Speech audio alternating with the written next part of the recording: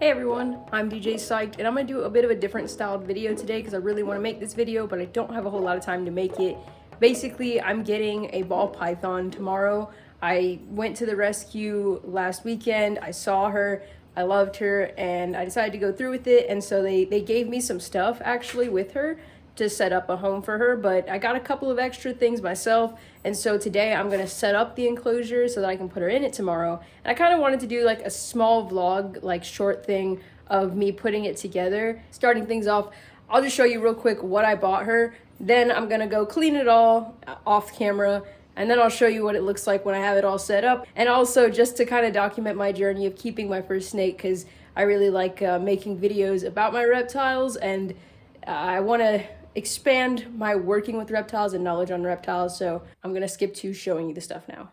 I apologize, Mango really doesn't want to leave my side right now, but I'll just show you everything I got real quick before I go through the process of setting anything up. So some of the basics that were given to me when I went to go get her. Before I continue, I just want to say she is a champagne lesser ball python, really beautiful. She had a complicated situation, which is why she ended up back at the reptile rescue. That's kind of part of the reason I wanted to get her, is I really like getting reptiles who have a need for extra care because of previous situations. So she's a little bit overweight, which is not a big deal. Her health is as good as it possibly could be. You know, she has a little bit of that wobble because she's a champagne, but she has overall good health. She eats well. She's just a little big because she was kind of fattened up at her last home. So they gave me with her this 50-gallon tub. That was really cool. Pre-drilled holes in the top. It's got locks, so it's a perfect enclosure for keeping the humidity in, and it's a really good size. And it's nice and clear so I can still see her, which is going to be really cool.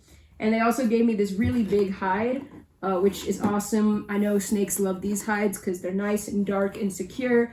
They're pretty simple, you know, they're not the prettiest looking things, but they get the job done. This is going to be her water bowl they also gave me with her. And I went out and got this today because I just wanted her to have another hide option. I have been having the hardest time for some reason finding a good like hide for a ball python. Like everything I find in store is just not big enough. And then online I see like a lot of crazy mixed reviews and pictures, and it just makes me a little sketchy to want to buy online. So if you have any hides that you recommend, you can, even if it's an online link, just, you know, put it below, because I just want recommendations from people who I guess are gonna give good recommendations, because everything I'm seeing online kind of sketched out to buy any of those. But yeah, it's just like some weird little hamster thing, but it's plastic, so it's not going to have any issues with molding with humidity, and it's closed completely, so the ball python's probably going to like it. So that's why I got this. I also got some of these vines here just to add a little bit of enrichment. I want to get better stuff for sure, but this is just for now. Just have a little enrichment in the enclosure. And Rescue recommended this Repti Chip premium coconut substrate. Got a huge block of it online, so this is going to be the substrate I use with her. And I do have a thermostat and a big like piece of like heat tape that I'm going to have to cut down a little bit to make it the right size for this enclosure. And I also got a couple of like little supplies. I got one of these mechanical timers just so that I can put a timer on this room to make sure it has a proper cycle. I've been doing it by hand for my leopard geckos, but honestly I figured it's probably about time I just get one of these and make my life a lot easier. And I got this pack of hydrometers just to make sure that the humidity's right. And I also got just a little spray bottle to use to mist.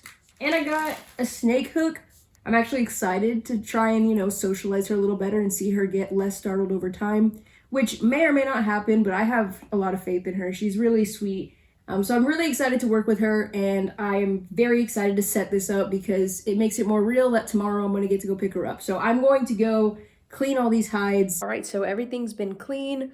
The substrate was hydrated. It's all in a big tub now. I got all the hides clean. I put everything in, and I'm setting the temperatures. The only thing I'm working on right now is making sure that the hot side is going to be the appropriate temperature, because that like 2 inches of substrate is making it kind of hard for the heat mat to send the heat to the top. So that's all I'm working on right now, is getting the heat right on the hot side. But I just want to show you real quick what the end result was. So it's pretty simple. As you can see, I've got those coconut fiber strips on the bottom as the substrate. So you can see about how thick it is. That's a little over 2 inches. I'd say about 2.5 inches is what I measured. I've got that tub there. I put these 2 hydrometers in they seem to be reading fairly accurately, and I tested them out, you know, and I think that they're reading pretty well. This one is deep in the substrate, so deep in the substrate it's 99% humidity, but this is ambient temperature, which is at 74% humidity right now. That was because of this on it, so that'll adjust a little bit before she comes in tomorrow, you know, because I wanted it a little closer to 60, so it'll lower in humidity as it kind of cools and dries by tomorrow. So that's kind of what it is right now. And inside the enclosure, of course, we've got our hot hide right here. We've got our cool side hide, which it looks a little better than I expected, but still not my favorite.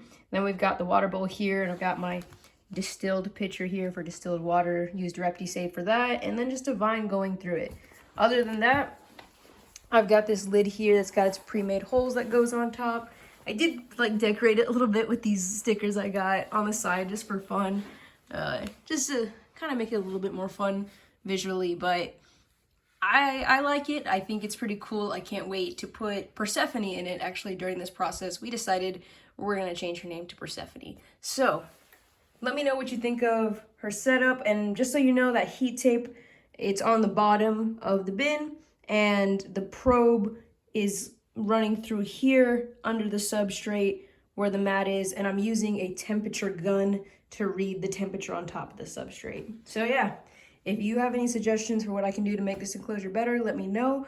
The last part of this video is going to be me picking up Persephone tomorrow and then putting her in, and that'll be it. Thanks for watching. All right, well, we just got Persephone in, the new name we're going with. Oh, she's moving. Oh, yeah, we just got her from Be Wild, and we're heading home with her now.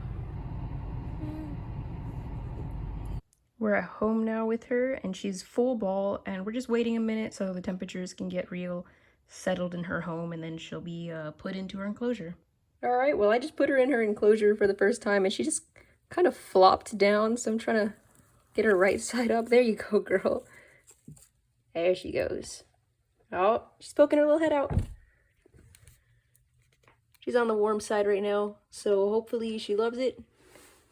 I'm going to put her warm hide back on in a second so that she can hide away on her warm spot, but yep, that's Persephone. Looks like she's breathing harder.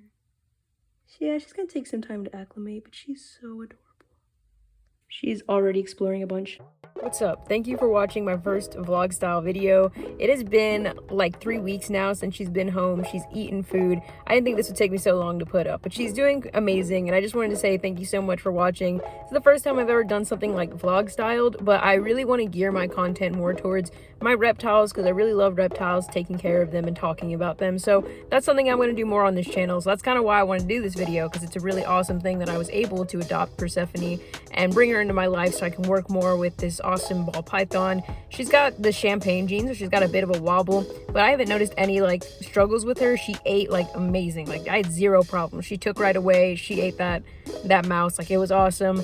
And she went to the bathroom really well already, and she's given a perfect shed, so she's doing awesome. That's really cool. And thank you so much for watching. I just really wanted to say that this is the kind of content I want to make, so if you enjoy this reptile type content, there's going to be a lot more to come. So please like, comment, and subscribe, and let me know what you want to see. I also just opened an Etsy shop where I'm going to be posting really cool like reptile designs that I'm going to make. If you have any requests for what I should make on a sticker, let me know. But also, I'm really excited to release that soon, so be looking out for a video about that. If you want, all my stuff's going to be linked in the description. You can find the Etsy shop and all that. I have an Instagram where I post my reptiles like almost daily, so if you want to keep up with more reptile content, stick around. Thank you so much for watching, and until next time, stay psyched.